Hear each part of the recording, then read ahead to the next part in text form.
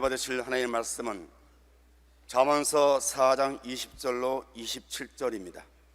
내 아들아, 내 말에 주의하며 내가 말한 것에 네 귀를 기울이라.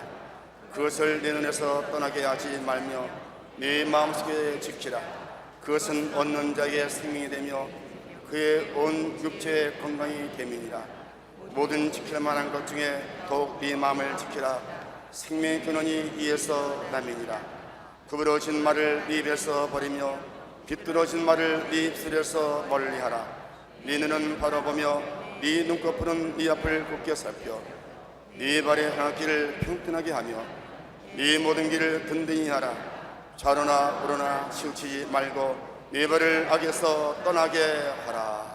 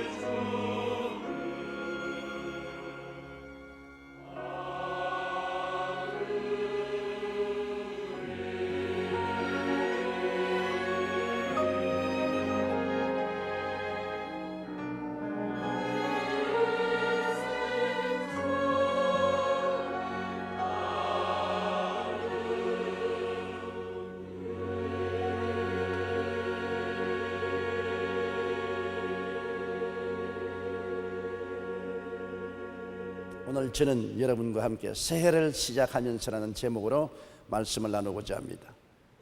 저는 지금까지 세계 각지의 여행을 많이 하고 살아왔습니다. 언제나 여행을 떠나기 전 마음을 다잡고 짐을 정성들여 꾸립니다. 그래야 여행 중 어려움을 당치 않습니다. 저는 성격상 여행 간다면 한 달 전에 짐을 꾸리기 시작합니다. 항상 저희 주변에서 저에게 꾸중을 합니다. 한 달 전부터 짐을 꾸리느냐.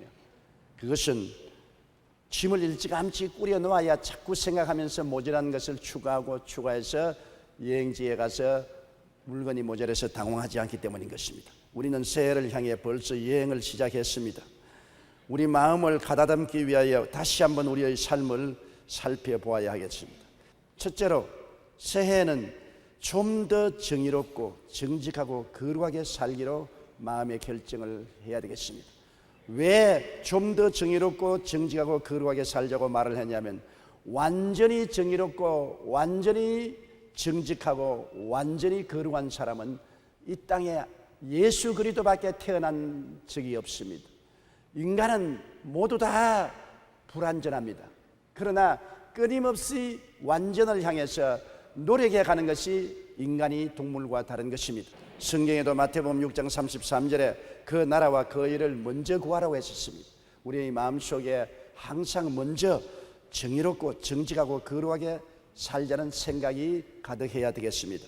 정의는 소금과 같습니다. 성경에 너희는 세상의 소금이니 너희는 세상의 빛이라고 말씀하셨습니다. 왜 정의는 소금과 같으냐? 이 세상에 우리가 돈을 다 좋아하는데 돈에 정의가 없으면 부정부패가 다가오는 것입니다.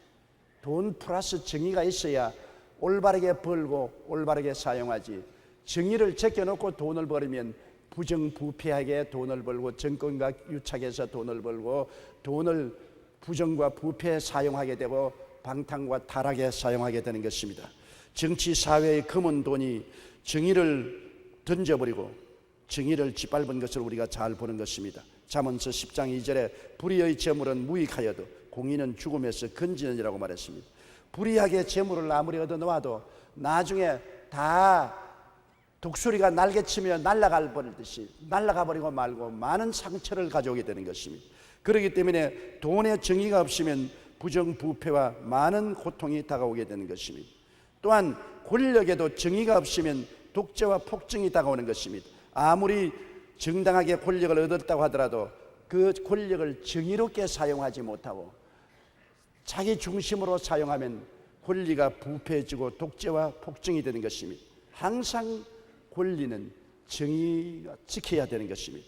잠언서 29장 2절에 의인이 많아지면 백성이 즐거워하고 악인이 권세를 잡으면 백성이 탄식하느니라고 말했습니다. 아모스 5장 10절로 11절에 무리가 성문에서 책망하는 자를 미워하며 정직히 말하는 자를 싫어하는도다.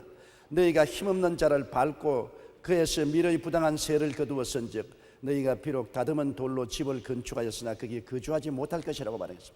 아무리 권력을 가지고 아름다운 집을 짓고 화찬란하게 살려고 한다 할지라도 정의가 없는 권력은 독재와 폭정이 되고 결국 하나님은 그들을 추방해 낼 것이라고 말씀하고 있는 것입니다. 오늘날 우리가 크게 회개해야 될 것은 우리 사회생활에 정의가 사라져가고 사회가 집단 이기주의와 폭력 사회로 변화되고 있다는 것을 보고 탄식하지 아니할 수 없습니다. 아모스 5장 7절에 정의를 쓴 쑥으로 바꾸며 공의를 땅에 던지는 자들아, 너희의 허물이 많고 죄악의 무거움을 내가 아노라.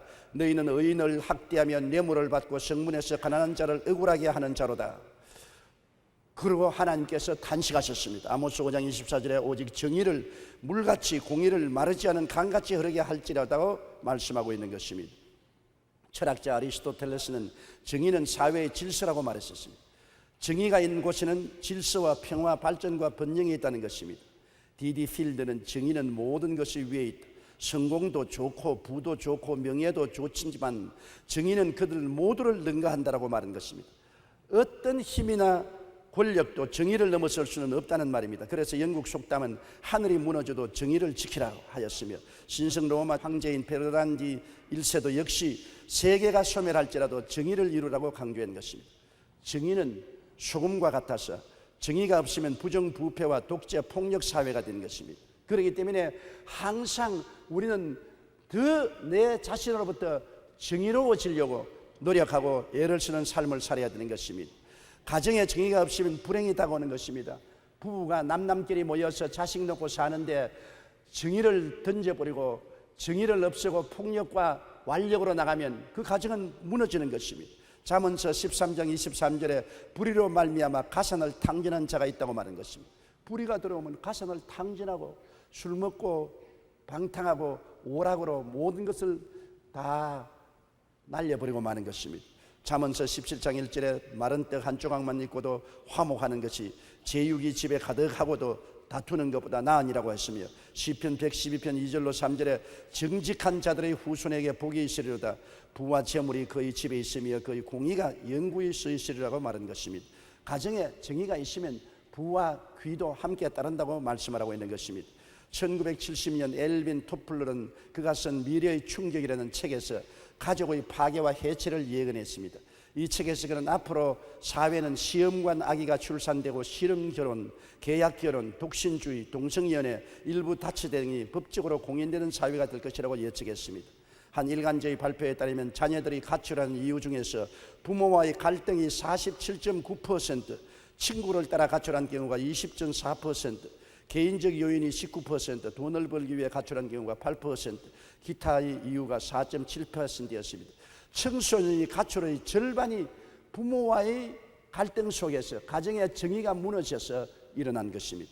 얼마 전까지만 해도 이혼하는 사람들의 비율을 보면 결혼 1년 만에 이혼하는 경우가 1위, 50대 부부의 이혼율이 두 번째였습니다. 그러나 요사이는 30대 이혼이 급증하고 있습니다. 30대 이혼이 늘면서 많은 아이들이 고아원으로 내몰립니다. 부모가 버젓이 살아있는데도 고아가 되는 것입니다. 실제로 서울 시내 복지시설에 수용된 고아들의 50% 이상이 이혼 고아라고 합니다. 가정의 정의가 무너지면 이와 같은 가정적인 비극이 난무하게 나타나는 것입니다. 가정의 정의가 없으면 불행은 언제나 문 앞에서 기다리고 있는 것입니다. 예수님은 우리의 불의 때문에 십자가에 처형당한 것입니다. 우리가 정의를 버리고 불의를 따라 행함으로 이 불의의 세력을 멸하고 우리에게 정의를 갖다 주기 위해서 예수님은 우리의 일생에 지은 모든 불의를 당신이 책임지고 십자가에 올라가서 그 대가를 지불했습니다. 몸이 찢어지고 피를 흘리고 한없는 고통을 당하면서 우리 불의의 심판을 받고 다 청산해 주신 것입니다. 베드로전서 3장 18절에 그리스도께서 단번에 죄를 위하여 죽으사 의인으로서 불의한 자를 대신하셨으니 이는 우리를 하나님 앞으로 인도하리 하심이라고 말한 것입니다. 우리의 불의를 헐고 우리가 하나님 앞에 나갈 수 있도록 길을 내기 위해서 예수님은 십자가의 희생 제물이 되신 것입니다. 요한일서 1장 9절에 만일 우리가 우리 죄를 자백하면 저는 미쁘시고 이로우사 우리 죄를 사하시며 모든 불의에서 우리를 깨끗게 한다고 말한 것입니다. 우리는 항상 좀 더 정의로워지기 위해서 우리의 불의를 매일같이 회개하고 자복하고 주의 보혈로 씻고 하나님 앞에 가까이 나가서 하나님의 도움으로 정의롭게 살고 정의를 가져오는 사람이 되어야 되는 것입니다. 그 다음 우리는 새해에는 정직하게 살기로 마음의 결심을 하고 노력을 해야 되는 것입니다. 오늘날 삶의 환경이 거짓이 판치고 있는 것입니다. 그 이유는 온 세상이 악한 마귀하에 있고 마귀는 거짓의 아비이기 때문에 거짓의 결국은 파국인 것입니다. 요한일서 5장 19절에 또 아는 것은 우리는 하나님께 속하고 온 세상은 악한 자에게 처한 것이라고 했으며 요한복음 8장 44절에 진리가 그 속에 없으므로 이는 그가 거짓말쟁이요 거짓의 아비가 되었습니다. 마귀는 거짓말쟁이요 거짓의 애비가 되었으므로 항상 사람들에게 거짓을 말하고 거짓을 가르치고 거짓으로 살게 만들어주는 것입니다.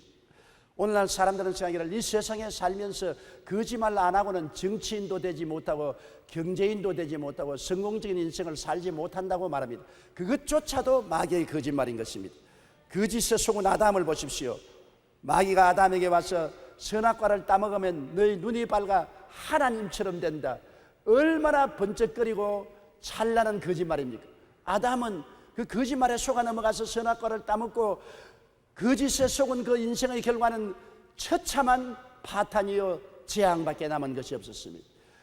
마귀는 똑같은 수단으로 예수님을 속여보려고 하는 것입니다. 하나님이 당신 배가 고파도 밥 안 주니까 돌을 떡으로 만들어 먹으라고 하나님에 대한 원망을 하려고 거짓말을 꾸몄습니다만 예수님은 속아 넘어가지 않았습니다. 하나님이 너를 유명하게 만들어주니까 높은 뼈충탑에서 뛰어내려 발이 돌에 부딪히지 않도록 해서 유명하게 되라.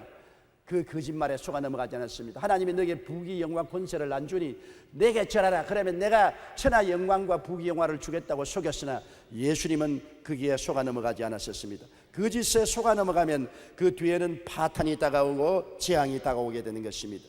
우리는 꿈에도 거짓말 하지 말라는 이야기를 듣고 있는 것입니다. 출애굽기 20장 16절에 내 이웃에 대하여 거짓 증거하지 말라고 했으며 잠언서 19장 5절에 거짓 증인은 벌을 면하지 못할 것이요 거짓말을 하는 자도 피하지 못하리라고 말한 것입니다. 거짓은 처음은 달콤하고 좋은 것 같으나 훗날에 큰 형벌이 다가온다는 것입니다. 전도서 3장 16절에 재판하는 곳 거기에도 악이 있고 정의를 행하는 곳 거기에도 악이 있다고 탄식을 했습니다. 어느 법정 소송 사건에서 가장 중요한 증인으로 퇴직된 12살의 소년이 있었습니다. 큰 돈을 받고 잘못을 저지른 사람 편에서 변호사는 철저하게 반대 신문을 펼쳤지만 소년의 증언에서 잘못을 찾을 수가 없었습니다. 마지막 신문 기간이 되자 변호사는 엄숙하게 물었습니다. 얘야, 너희 아버지가 법원에서 증언할 때 어떻게 하라고 너에게 부탁하더냐? 이 말에 소년은 아버지가 내게 부탁한 말씀이 있습니다. 그러니까 상대편 변호사가 귀가 번쩍했어. 그래, 아버지가 어떻게 하라고 말하지? 그때 소년은 담담한 표정으로 이렇게 말했습니다. 아버지는 제게 변호사님이 저를 곤란에 빠뜨리기 위해 이것저것 물어볼 것이라고 하셨어요. 하지만 제가 정직하게 사실만을 말한다면 언제나 똑같은 것을 말할 수 있을 것이라고 말하고 어떠한 유능한 변호사도 너를 올무에 넣지 못할 것이라고 말합니다. 맞았습니다. 도산 안창호 선생은 농담으로라도 거짓말을 말하라, 꿈에서라도 성실을 이랬거든 통의하라고 가르쳤습니다. 결국 정직이 승리하기 때문인 것입니다. 정직한 사람만이 거짓이 판치는 세상에서 하나님과 동행하며 승리할 수 있는 것입니다. 거짓은 일시적으로 형통한 것 같으나 뒤는 아담이 체험한 것처럼 낭패와 실망을 당하고 쓰디쓴 재앙이 다가오게 되는 것입니다. 거짓은 남을 속일 뿐 아니라 자기를 속이는 것입니다. 자기 양심을 속입니다. 그러므로 서로의 신뢰를 잃을 뿐 아니라 자기도 자기를 믿을 수 없는 인격적인 파탄을 가져오고 분열을 가져오는 것입니다. 잠언서 12장 22절에 거짓 입술은 야훼께 미움을 받아도 진실하게 행하는 자는 그의 기뻐하심을 받느니라고 말했습니다. 갈라디아서 6장 7절에 스스로 속이지 말라. 하나님은 업신여김을 받지 아니하시나니 사람이 무엇으로 심든지 그대로 거두리라. 거짓으로 심으면 파탄으로 거둡니다. 참으로 심으면 칭찬과 축복으로 거두게 되는 것입니다. 현실에 거짓이 달콤해 보여도 나중에는 쓰디쓴 열매를 맺는다는 것을 성경은 우리에게 말해주고 있는 것입니다. 일사후퇴 때 은행에서 돈을 대출받았던 한 기업인이 피난을 가기 전에 은행을 찾아가 돈을 갚으려고 했습니다. 창구 직원은 이 난리통에 어떻게 될지 모르는데 돈을 뭐라고 갚아요? 돈 가지고 피난 갔어요. 그러나 그는 아니야, 내가 기어코 돈은 갚고 피난을 가야지 빚을 떼먹고 피난 갈 수 없다고 고집을 해서 돈을 다 갚았습니다. 그 후에 그는 제주도에서 군 부대에 생선을 납품하는 원양 사업을 시작하게 되었습니다. 그러나 수중에 돈도 담보도 전혀 없었기 때문에 사업자금 융자를 신청하기 위해 은행을 찾아갔습니다. 그런데 그 은행장이 누구냐면 바로 일사후퇴 때 창구에서 돈을 갚지 말고 그냥 가세요, 전쟁통에 무슨 돈을 갚아요 하는 그 사람에게 억지로 돈을 갚은 바로 그 당사자였습니다. 그분이 반색을 하고 반기면서 당신 같은 사람에게는 담보도 보증인도 소용없어요, 그대로 공짜로 돈을 주어도 괜찮아요 하고 2억을 담보해 주어서 그 돈으로 원양 사업을 해서 크게 돈을 벌였습니다. 그분이 바로 사랑의 빚진 자라는 책을 지은 한국유리 회장 최태석 장로의 이야기인 것입니다. 누가 보든 말든 정직하게 사니까 하나님께서 더 좋은 것으로 갚아주신 것입니다. 정직은 더디가는 것 같이 보이나 가장 빠른 성공의 지름길인 것입니다. 영국 격언에 하루 행복하기를 원하면 이발소에 가라, 일주일만 행복해지기를 원하면 결혼을 하라, 한 달 정도 행복해지기 원하면 말을 사라, 1년쯤 행복해지기를 원하면 집을 사라, 그러나 평생에 행복하게 되기를 원한다면 정직한 인간이 되라고 말하셨습니다. 우리는 이 세상에 살면서 정직하려고 노력하고 애를 써도 안 될 때가 많습니다. 그러나 진리의 영 성령이 오시면 우리를 도와주시는 것입니다. 성령은 거짓의 영이 아니고 진리의 영입니다. 마귀는 거짓의 영이지만 성령은 진리의 영이라 우리에게 보혜사가 되어 오셔서 진리를 믿고 진실을 말하고 진실하게 살 수 있도록 성령이 도와주십니다. 그렇기 때문에 항상 우리는 위기에 처할 때 보혜사 성령이여 참말을 하도록 도와주시옵소서. 진실하게 살도록 도와주시옵소서. 성령의 도우심을 우리가 간절히 구해야 되는 것입니다. 요한복음 16장 13절에 진리의 성령이 오시면 그가 너희를 모든 진리 가운데로 인도하시리라고 말씀했었으며, 에베소 4장 25절에 그런즉 거짓을 버리고 각각 그 이유와 더불어 참된 것을 말하라고 말씀하고 있는 것입니다. 그 다음 우리는 새해 거룩하게 살려고 노력을 해야 되겠습니다. 세속의 홍수 속에 우리는 빠져서 살고 있습니다. 오늘날 어디를 봐도 하나님은 없습니다. 예수님을 섬기는 곳이 없습니다. 세상은 온전히 육신의 정욕, 안목의 정욕, 이 세상을 따라서 탐욕으로 넘칠거리는 홍수 속에 살고 있는 것입니다. 이 속에서 거룩하게 산다는 것은 세상과 간격을 두고 하나님과 더불어 사는 것이 거룩하게 사는 것입니다. 이 우주 가운데 거룩하신 분은 하나님 한 분밖에 계시지 않습니다. 우리 스스로 노력해서 거룩하게 되지 않습니다. 하나님과 더불어 살면 거룩해지는 것입니다. 이 홍수 속에 빠져 후적이는 세상에서 우리는 하나님과 더불어 살면 어떤 곳에 가서도 거룩하게 살 수가 있는 것입니다. 요한일서 2장 15절로 16절에 이 세상이나 세상에 있는 것들을 사랑하지 말라.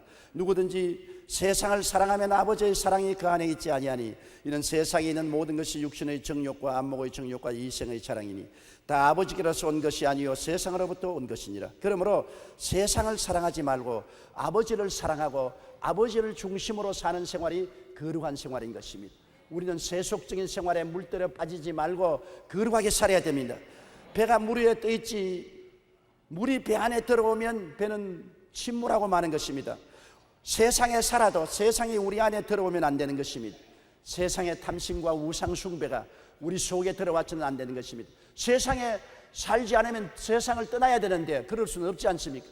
이 세속이 꽉 들어찬 세상에 살면서도 우리 속에 세상이 들어오면 안 됩니다. 우리 속에는 하나님 아버지와 예수님과 성령 삼위일체 하나님이 굳게 중심을 붙잡고 있어야 되는 것입니다. 그래야 우리가 거룩한 생각, 거룩한 말, 거룩한 행동으로 살아갈 수가 있는 것입니다.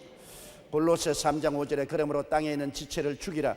곧 음란과 부정과 사욕과 악한 정욕과 탐심이니 탐심은 우상 숭배라고 말하는 것입니다. 고린도전서 6장 19절에 너희 몸은 너희가 하나님께로부터 받은 바 너희 가운데 계신 성령의 전인 줄 알지 못하느냐고 말하는 것입니다.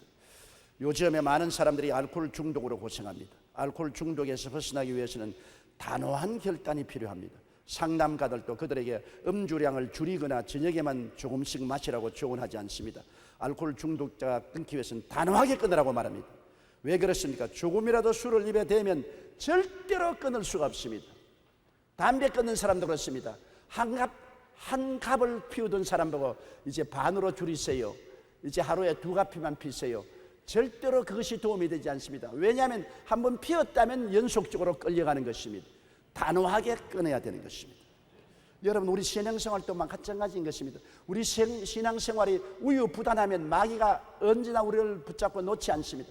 단호해야 되는 것입니다. 병잔자도 병자 위에서 기도를 받고 난 다음에 나는 오늘부터 예수 이름으로 병에서 완전히 고침받았다. 병하고 관계를 끊는다. 단호하게 마음에 끊어버려야지. 또 증상이 들어오면 아이고 아직 아프는구나, 아직 안 나았구나, 아직 마귀가 나를 지배하고 있구나, 그렇게 자꾸 인정하면 그 사람 병 낫지 않습니다. 단호하게 끊어버려야 돼요. 내가 성수 주일하겠다, 어떠한 일이 있어도 단호하게 교회 주일날 나가겠다고 결심을 하면은 친구들이 등산 가자, 놀러 가자 유혹을 해도 그를 뿌리칠 수 있지만은 적당하게 상황을 봐서 놀러 가기도 하고 교회도 가겠다고 마음을 먹고 있으면 그 사람은 언제나 타협하게 되는 것입니다. 우리 신앙에는 단호한 결단이 필요한 것입니다. 아담과 하와가 우유부단하게 늘 선악과 밑에 쳐다보고 마귀의 말을 들었기 때문에 타락한 것입니다. 예수님은 한 말씀으로 단호하게 마귀의 청구를 거부해버리고 마는 것입니다. 우리의 신앙에는 매몰찬 점이 있어야 되는 것입니다. 칼날같이 단호하게 끊을 것은 끊을 수 있어야 신앙생활이 성공할 수 있는 것입니다. 세상과 타협하는 신앙은 절대로 세상으로부터 자유할 수가 없습니다. 거룩한 삶은 세상과 분명하게 구별된 삶이 되어야 되는 것입니다. 성령이 죄와 사망의 법에서 우리를 해방시킨 것을 알고 있습니다. 성령은 세속에 사는 우리들에게 세속을 이길 수 있고 죄와 사망을 이길 수 있도록 힘을 주시기 위해서 우리와 함께 거하시는 것입니다. 로마서 8장 2절에 이는 그리스도 예수 안에 있는 생명의 성령의 법이 죄와 사망의 법에서 너를 해방하였음이라.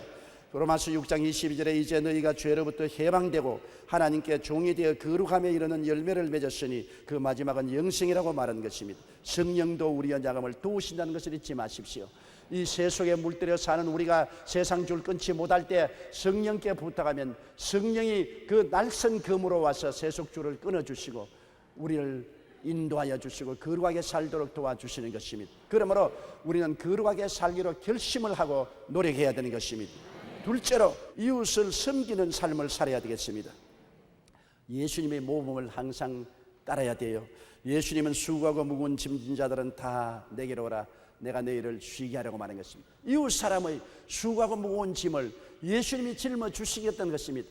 호남에 눈폭탄이 떨어져서 호남의 농부들이 얼마나 고통을 당합니까? 그런데 온 전국에서 수천 명의 자원봉사자들이 와서 혹은 부상을 당하고 지붕에서 미끄러져 넘어졌어도 열심으로 눈을 치우고 비닐하우스를 정리해 주는 것을 보고 감동했습니다. 많은 군인들과 경찰들이 있는 힘을 다해서 협조하는 것을 보고 감동을 느꼈습니다. 수고하고 무거운 짐진 자에게 가서 그 짐을 함께 걸어주는 것이 예수님의 마음인 것입니다. 우리가 새해는 예수님의 모범을 따라서 이웃을 섬기되 수고하고 무거운 짐을 함께 걸머져 주는 우리들이 되어야 되겠습니다. 짐 위에 짐을 자꾸 갖다 올려주는 이러한 얄미운 사람이 되어서는 안 되는 것입니다. 시편 68편 19절에 날마다 우리 짐을 지시는 주 곧 우리의 구원이신 하나님을 찬송할지라고 말하는 것입니다. 매일같이 우리 주님은 우리의 짐을 짊어져 주신다고 성경은 말하고 있는 것입니다. 우리 주님은 인간을 섬기려고 성육신하여 죽기까지 우리를 섬겨주신 것입니다. 주님께서는 너 죄 지은 거 너 탓 아니야, 너 탓으로 죄를 지었으니 너가 책임져라 그렇게 말하지 않았습니다. 너 죄를 지었냐? 다 내가 너를 만들어서 세상에 보낸 것이 내 탓이다. 내가 죄를 짊었지만 주님은 우리 탓으로 돌리지 않고 우리의 모든 죄를 당신 탓으로 돌려서 책임지고 십자가에 대신 올라가서 몸짓고 피 흘린 것을 기억하십시오. 우리가 가정생활하면서 일이 생기면 아내는 남편 탓이라고 하고 남편은 아내 탓이고 부모는 자식 탓이고 자식은 부모 탓이고 형제 탓으로 돌리면 안 되는 것입니다. 우리의 삶에 무엇이 내가 책임질 줄 알아야 되고 내가 남의 짐을 져줄 줄 알아야 되는 것입니다. 빌립보서 2장 6절로 8절에 그런 근본 하나님의 본체시나 하나님과 동등됨을 취할 것으로 여기지 아니하시고 오히려 자기를 비워 종의 형체를 가지사 사람들과 같이 되셨고 사람의 모양으로 나타나서 자기를 낮추시고 죽기까지 복종하셨으니 곧 십자가에 죽으심이라고 말한 것입니다. 우리 주님은 남을 나보다 낮게 여기는 마음을 늘 가지고 있었습니다. 우리 주님은 하늘과 땅과 세계와 가운데 모든 것을 지으신 만왕의 왕 만주의 주인데도 불구하고 그는 제자들의 발을 씻겼습니다. 유대 나라에서는 샌달을 신고 길을 걷기 때문에 발이 더러워집니다. 귀한 손님으로 집에 가면 종들이 물을 떠와서 그 발을 씻어서 수건으로 닦아주는 것입니다. 그런데 예수님이 떠나시기 전에 대야에 물을 떠와서 제자들 앞에 무릎을 꿇고 제자들의 더러운 발을 씻고 타월로 닦아주셨습니다. 제자들은 너무나 감동하고 놀랐습니다. 왜 예수님이 제자들의 발을 씻겼은 것입니까? 요한복음 13장 14절에 내가 주와 또 선생이 되어 너희 발을 씻었으니 너희도 서로 발을 씻어주는 것이 옳으니라. 발을 씻어준다는 것은 내가 스스로 남의 종이 되어서 섬기는 것을 말하는 것입니다. 빌립보 2장 2절로 3절에 마음을 같이하여 같은 사랑을 가지고 뜻을 합하여 한 마음을 품어 아무 일이든지 다툼이나 허영으로 하지 말고 오직 겸손한 마음으로 각각 자기보다 남을 낮게 여기라고 말씀한 것입니다. 월리암 부스가 구세군을 창설한 후 그 이름이 널리 알려져 많은 사람들이 구세군에 지원했습니다. 그 중에는 한때 성공회의 감독을 꿈꾸었던 사무엘 브랭클이라는 청년이 있었습니다. 그는 미국의 부유한 생활을 뒤로 한 채 대서양을 건너 영국으로 왔습니다. 부스 장군은 그의 지원을 마지 못해 허락했지만 그의 교만한 태도가 마음에 걸렸습니다. 그래서 브랭클에게 다른 훈련상들의 군화를 닦으라고 지시했습니다. 무언가 대단한 일을 기대했던 브랭클은 내가 군화 하나 닦기 위해서 그 먼 대서양을 건너왔단 말인가 하는 생각으로 마음에 화가 잔뜩 났습니다.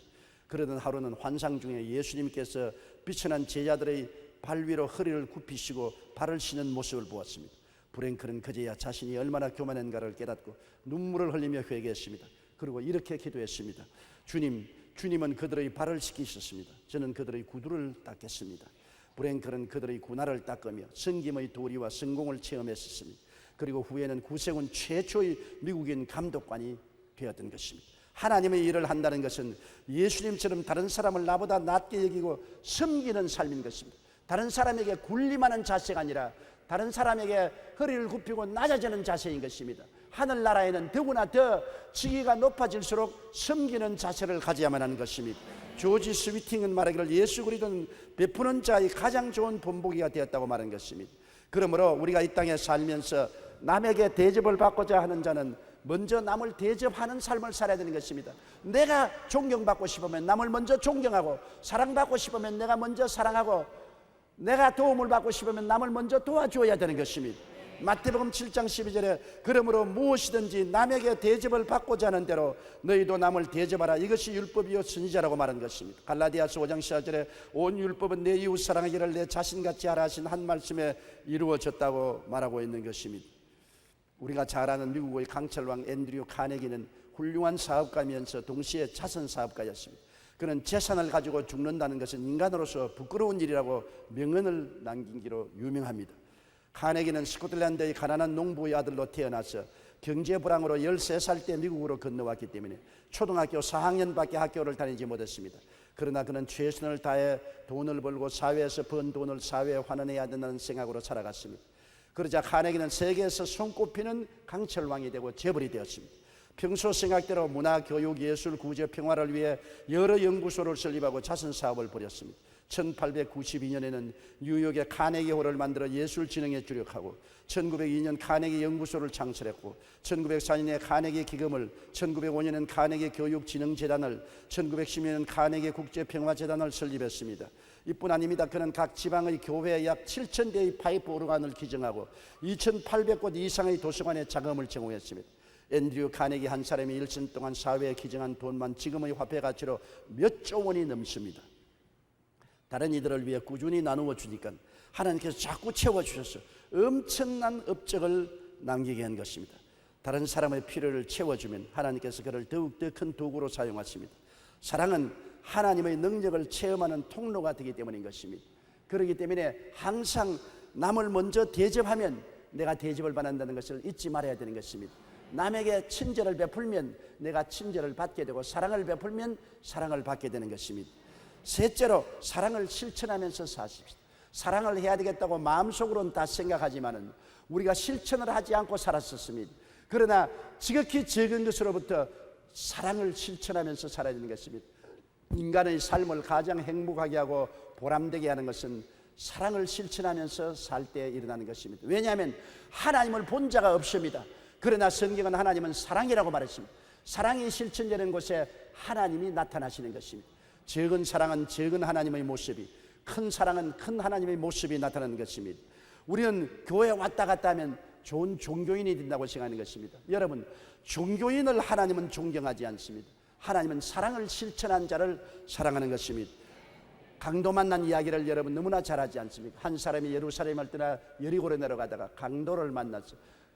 입는 것 다 빼앗기고 옷도 벗기고 피투성이가 던져넣는데 종교인 두 사람이 지나갔습니다. 유대인입니다. 모두 다. 한 사람은 제사장이요 율법을 주장하는 사람으로서 비평하고 판단하고 지나갔습니다. 다른 사람은 레위인으로서 종교의식을 집행하는 사람으로 종교의식만 집행하면 되었지 내가 무슨 상관이냐 무관심했습니다. 오늘날 교인과 한 가지입니다.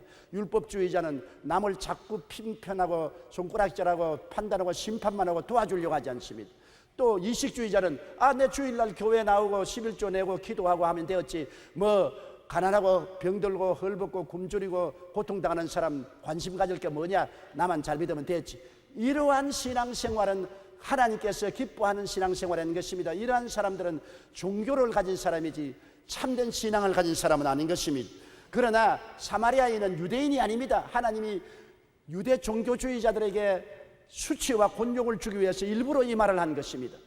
유대인들 앞에서 유대인은 율법주의자고 의식주의자로서 남 비평하고 판단만 하고 무관심하지만은 여기에 유대인도 아닌 이방 개 같은 사마리아인이지만은 강도 만난 사람을 보고 그는 기름을 붓고 포도주를 붓고 옷을 찢어 붕대로 만들어 감싸주고 사매어주고 자기 짐승에 채워 주막집에 데려가서 돌보아 주었다. 누가 참된 이웃이냐? 유대인도 별 도리 없이 선을 베푼 사람입니다. 너도 그렇게 해라. 율법주의자가 되지 말고 의식주의자가 되지 말고 사랑을 실천하는 사람이 되라고 말한 것입니다. 하나님이 가장 존귀하게 여기고 귀하게 여기고 칭찬하고 상급을 주는 사람은 더 많은 율법을 행한 사람이 아니고 의식을 집행하는 사람이 아니고 사랑을 실천한 사람을 주님께서 귀하게 보아주시는 것입니다. 초기 한국교회의 역사에 헤론이라는 의사가 있었습니다. 그는 테네시 이과대학이 생긴 이래 가장 우수한 성적으로 수재로서 그 대학의 교수회로부터 수련 후 교수로 남아달라는 요청을 받을 정도로 공부를 잘하고 졸업을 했습니다. 그러나 그는 그것을 거부하고 한국의 선교사로 나왔습니다. 그는 안다우드보다 2달 늦은 1885년 6월에 내한하여 알렌의 제중문에서 일을 했습니다. 알렌이 선교사직을 그만둔 후에도 제중문 원장으로 일하면서 밤낮 없이 한국 사람들을 치료했습니다. 그런데 그가 한국에 온 지 5년이 되는 1890년 여름에 각종 전염병이 창궐했습니다. 다른 선교사들은 남한산성의 휴양지에서 피해서 쉬고 있었지만 헤론은 폭염 속에서도 서울까지 먼 거리를 드나들며 환자들을 치료했습니다. 그러다가 더위와 과로에 지쳐 이질에 걸려 3주간 앓다가 7월 16일 이역 말린 낯선 땅에서 젊은 아내와 2 딸을 남겨준 채 세상을 떠나고 말았습니다. 예수를 모르는 조선에 대한 사랑 때문에 교수요 저명한 이사로서의 길을 버리고 낯선 땅에 와서 생명을 걸고 병들어 죽어가는 조선인들을 섬겨왔습니다. 그러기 때문에 그런 분들 때문에 오늘 기독교가 한국에 뿌리를 내릴 수가 있은 것입니다. 오늘날 복음이 한국 사회에 창일하게 될 수 있는 것이 그들의 사랑의 헌신 때문에 이루어진 것입니다. 100마디 말보다도 하나의 사랑의 행동이 더 많은 영광을 나타내는 것입니다. 예속담에 한 마리의 썰개보다 한 방울의 꿀이 더 많은 파리를 잡는다고 말하는 것입니다. 아무리 거창한 율법 행위와 의식을 집행한다 해도 사랑의 조그마한 행위에 비교할 수가 없는 것입니다. 그러므로 2006년에는 우리는 우리 가정에서 우리 바로 이웃에서 사랑을 실천하는 우리들이 되어야 되겠습니다. 사랑은 허물을 사하고 정죄하고 심판하지 않습니다. 주님은 내가 자비를 원하고 제사를 원치 않는다고 말하는 것입니다. 제사라는 것은 율법의 심판으로 짐승을 잡아 죽이는 것을 말하는 것입니다. 심판하고 죽이는 것을 원하지 않고 용서해 주는 자비를 원한다고 주님은 말한 것입니다. 호세아 6장 6절에 나는 인애를 원하고 제사를 원치 아니하며 번제보다 하나님을 아는 것을 원한다고 말했었습니다. 베드로전서 4장 8절에 무엇보다 뜨겁게 서로 사랑할지니 사랑은 허다한 죄를 덮는다고 말한 것입니다. 사랑하면 상대편의 죄를 자꾸 벗기는 것이 아니라 허물을 덮어주고 그들을 살려주려고 애를 쓰게 되는 것입니다. 사랑은 상처를 치료해 줍니다. 미워하는 사람은 남의 상처를 자꾸 핥히고 소금을 탁 칠하고 확확 비벼버리는 것인데 사랑은 그렇지 않습니다. 상처 입은 사람을 어찌하는지 치료해 주려고 애를 쓰는 것입니다. 로마서 15장 2절에 우리 각 사람이 이웃을 기쁘게 하되 선을 이루고 덕을 세우도록 하라고 말씀하셨으며 데살로니가 전서 5장 14절에 마음이 약한 자들을 격려하고 힘없는 자들을 붙들어 주며 모든 사람에게 오래 참으라고 말하셨습니다. 야고보서 3장 18절에 화평케 하는 자들은 화평으로 심어 의의 열매를 거둔다고 말하고 있는 것입니다. 사랑은 짐을 나누어 줍니다. 남에게 짐을 보태는 것이 아니라 남의 짐을 같이 어깨를 밀어넣고 짊어져 주어서 가볍게 만들어주는 것이 사랑의 실천인 것입니다. 갈라디아서 6장 2절에 너희가 짐을 서로 지라 그리하여 그리스도의 법을 성취하라고 말했었습니다. 로마서 12장 15절로 16절에 즐거워하는 자들과 함께 즐거워하고 우는 자들과 함께 울고 높은 데 마음을 두지 말라고 말한 것입니다. 빌립보 2장 4절에 각각 자기 일을 돌볼 뿐더러 또한 각각 다른 사람의 일을 돌보아 나의 기쁨을 충만케 하라고 말씀하신 것입니다. 사랑은 남을 시기하고 질투하고 남이 못되는 것을 좋아하고 남을 핥히지 않습니다. 중상모략하지 않습니다. 사랑은 남이 성공하도록 도와주는 것입니다. 언제나 뒤에서 수근거리고 참수하고 남을 중상하고 모략하는 것은 사탄의 미워하는 것이지 사랑이 아닌 것입니다. 누가복음 6장 38절에 주라 그리하면 너희에게 줄 것이니 곧 후회되어 누르고 흔들어 넘치도록 너희에게 안겨주려. 사랑은 성공을 주는 것을 말하는 것입니다. 우리가 남이 성공하도록 해주면 남은 나를 성공하도록 도와주게 되는 것입니다. 우리는 새해 지극히 평범한 삶 속에서 정의와 정직과 거룩함을 추구하고 이웃을 섬기며 사랑을 실천하는 삶을 살도록 최선을 다하여 노력을 하십시다. 이렇게 할 때 천국의 영광은 우리들을 통해 삶의 현장에 나타나게 되실 것입니다. 하나님께서 이 새해 여러분과 함께하여 주셔서 여러분이 정의를 위해서 노력하고 정직하게 살려고 애를 쓰고 결단을 내리고 거룩하게 살려고 성령의 도움을 늘 구하고 살며 여러분께서 이웃을 섬기기 위해서 나를 희생하고 사랑을 실천하는 삶을 살 때 하늘나라가 여러분을 통해서 가정과 사회와 국가와 세계에 넘쳐나게 되실 것입니다. 다 같이 고개 숙여 기도드리겠습니다. 사랑이 많으신 우리 아버지 하나님, 새해를 맞은 우리들이 우리 마음에 다짐을 하고 출발을 합니다. 하나님 아버지, 새해에는 우리가 다 평범한 사람이지만은 좀 더 정의롭게 살 수 있도록 노력하게 도와주시옵소서. 정의롭게 살겠다는 노력을 포기하지 말게 도와주시옵소서. 어찌하는지 성령의 도우심을 받아 정직하게 살고 거짓을 버리며 살게 도와주시고 새 속에 물들지 말고 거룩하게 살도록 하나님의 성령의 도움을 허락하여 주옵소서. 아버지여, 새해에는 이웃을 섬기며 살게 도와주옵소서. 가족을 섬기고 이웃을 섬기며 나라를 섬기고 살게 도와주시옵소서. 적은 일에 사랑을 실천하며 살게 도와주시옵소서. 큰 일을 못한다고 해서 사랑 실천을 포기하지 말고 지극히 적은 일에 사랑을 실천하는 우리들이 되게 도와주시옵소서. 그래서 천국의 영광이 우리를 통해서 온 땅에 넘쳐나게 도와주옵소서. 예수님 이름으로 기도드리옵나이다. 아멘. 잠시 동안 고개 숙이기 바랍니다. 여러분, 오늘 이 시간에 새 벽두에 교회에 나오신 것은 하나님의 놀라운 은총이 여러분에게 임하기 위한 것입니다. 아직 여러분 가운데 예수를 구주로 모시지 않고 구원을 받지 못했으면 헛되이 세상을 사는 것입니다. 가슴에 텅 빈 공간을 가지고 어디에서 어떻게 살아야 될지 모르는 방향 잃은 삶을 살게 되는 것입니다. 예수님이 마음속에 들어와서 하나님이 아버지가 되고 여러분이 하나님의 자녀가 되고 예수님이 여러분의 구주가 되면 이 세상에 강하고 담대한 믿음을 가지고 즐겁고 평안하게 살 수 있습니다. 나는 아직 예수 믿지 않습니다. 타락했습니다. 나도 예수 믿고 구원받고 주님 앞에서 살기를 원합니다. 기도해 주십시오 하시는 분은 대강당과 텔레비실과 지교회와 지성전과 세계 여러 교회와 TV와 방송 인터넷 앞에서 일어나 주시기 바랍니다. 이 시간에 일어나서 예수를 구주로 모시고 고백하면 하나님께서 여러분 속에 들어와서 여러분과 이 한 해를 하나님이 함께 살게 되시는 것입니다. 이 시간에 많은 사람이 결단을 내리고 있습니다. 일어나신 여러분은 소리내어 이 기도를 따라해 주십시오. 사랑하시는 하나님, 저는 죄인입니다.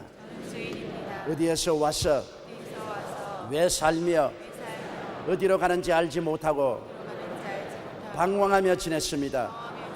오늘 하나님의 부르심을 받고 믿음으로 일어났습니다. 예수님의 십자가 보혈로 저를 씻어 주시옵소서. 저를 위하여 죽으시고 저를 위하여 부활하신 예수님을 제 구주로 모셔드립니다. 지금부터 영원토록 주님과 함께 살겠습니다. 하나님은 내 아버지가 되셨습니다. 예수님은 나의 구주가 되셨습니다. 저는 하나님의 자녀가 되었습니다. 저를 구원해 주시니 감사합니다. 예수님 이름으로 기도드리옵나이다. 주님의 이름으로 여러분을 환영합니다. 하나님이 복을 내려주셨습니다. 결심 카드를 제거체에 무함에 넣어주시고 예배가 필요한 후에 환영회에 꼭 출석해 주시기 바랍니다. 오늘은 새해 벽두에 성찬을 맞이하게 된 것입니다. 예수님이 우리를 위해서 십자가에서 몸짓고 피 흘려 죽으신 거룩한 은혜를 우리가 받아들이고 체험하는 시간인 것입니다. 예수님이 왜 날 위해서 죽으셨나? 나의 죄와 불의, 추악, 저주, 절망과 죽음을 대신 짊어지시고 십자가에서 죽으심으로 나에게 의와 평강과 희락과 치료와 축복을 주시고 참 자유와 해방을 주시기 위해서 주님이 고난당하신 것입니다. 이 성찬을 땜으로 여러분 마음에 해방을 얻고 자유를 얻고 기쁨을 얻고 성령 충만한 은혜를 받게 되는 것입니다. 예수께서 이르시되 내가 진실로 진실로 너희에게 이르노니 인자의 살을 먹지 아니하고 인자의 피를 마시지 아니하면 너희 속에 생명이 없느니라. 내 살을 먹고 내 피를 마시는 자는 영생을 가졌고 마지막 날에 내가 그를 다시 살리리니 내 살은 참된 양식이요 내 피는 참된 음료로다. 내 살을 먹고 내 피를 마시는 자는 내 안에 거하고 나도 그 안에 거하나니 살아계신 아버지께서 나를 보내시며 내가 아버지로 말미암아 사는 것 같이 나를 먹는 그 사람도 나로 말미암아 살리라. 이것은 하늘에서 내려온 떡이니 조상들이 먹고도 죽은 것과 같지 아니하여 이 떡을 먹는 자는 영원히 살리라. 사랑이 많으신 아버지 하나님, 영원히 사는 떡과 잔을 주심을 감사합니다. 예수님이 죄악의 재앙에 빠져 멸망당한 우리들을 위해서 대신으로 그 재앙을 걸머지고 벌을 받으시고 다 청산하시고 우리에게 영원한 생명 강수를 흘러넘치게 해주심을 감사합니다. 내 아버지 하나님이시여, 이 2006년을 사는 동안 성찬을 통하여 하나님의 은택을 잊지 말고 살게 도와주시옵소서. 제가 내 모든 죄악을 사하시며 내 모든 병을 고치시며 내 생명을 파멸해서 구속하시고 인자와 긍휼로 관을 씌우시며 좋은 것으로 내 소원을 만족케 하사 내 청춘으로 독수리같이 새롭게 하신다는 이 은택을 잊지 말게 도와주시옵소서. 이 은택을 주시기 위해서 주님이 십자가 고난당하시고 살을 찢고 피를 흘려주셨다는 것을 기억하게 도와주시옵시고, 이 연택을 마음속에 간직하고 이 연택을 믿고서 그대로 하나님의 은총 속에 살게 하여 주시옵소서. 예수님 이름으로 축복하고 기도드리옵나이다. 아멘. 찬송가 281장 부르면서 성찬에 참여하겠습니다.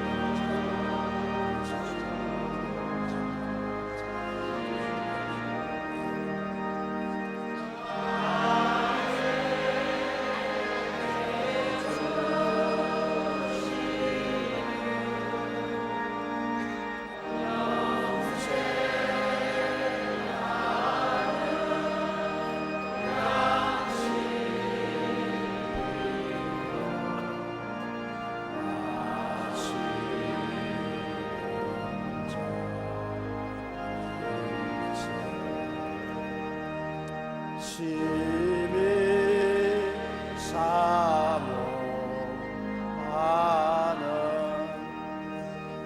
떠나셨던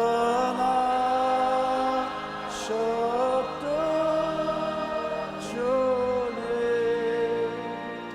속에 세상 다시 올 때 반갑이 뵙겠네. 우리 그때까지 십자가를 지고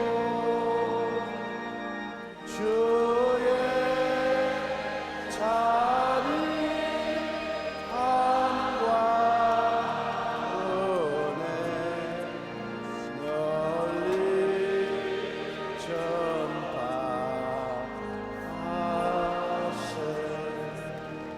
지금은 우리 주 예수 그리스도의 무한하신 은혜와 아버지 하나님의 영원하신 사랑과 보혜사 성령님 함께 계시고 내주하시고 충만케 하시고 인도하심이 새벽도 교회에 출석한 성도 개인 가정 생활 자녀 위에 이해가 지나도록 항상 함께 계실지어다. 아멘.